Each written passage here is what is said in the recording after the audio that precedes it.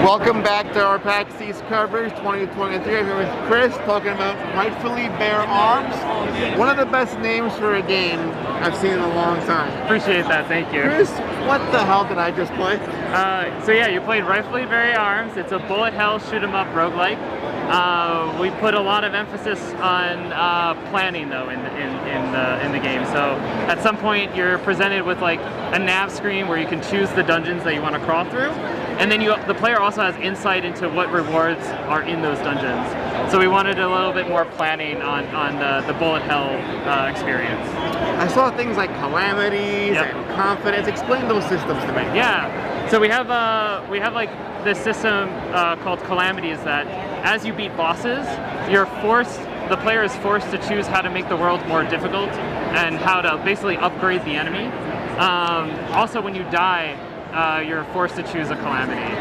The calamities though reset completely when you die, so you're not continually stacking it on, but you're kind of the player has a choice in how the world gets more difficult.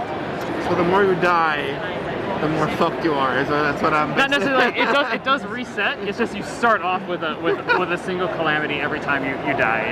Yeah. Will the idea of putting a cutesy animal with an oversized gun in its hand ever grow old? Absolutely not. It's just we like cute. We like kind of ridiculous. So that's what we aim to do. It's hard to see this game and not think of Enter the Gungeon. How do you separate from that kind of a game? Make it more distinct, its own vibe and feeling. Yeah, Enter the Gungeon, Nuclear Throne were definitely inspirations to this game, but we also love games like Dead Cells and Hades, and we wanted to put that meta progression into a bullet hell dungeon crawler game, and so that's kind of how we think that we feel that we're different with the planning and the meta progression and the way that you choose how to level up the enemy. So how do I progress? How do I suck less on subsequent runs? So we have a system called Proves. That's our permanent upgrade system. You gather skill points, which we call inspiration, and you spend inspiration on to improve yourself. And so when you die, those permanent upgrades stay with you, and that's how you would basically be able to progress through the game. Weapons are also another system that persists from death to death. Weapons themselves have their own upgrade system. We want to allow the player to experiment, but when you die, the weapon upgrades clear, but the weapons themselves persist from death to death. So, what's your favorite weapon? Probably the Squirter. That's so we have it's a water gun. I'm a 5-year-old boy. You're good. That lives inside this brain.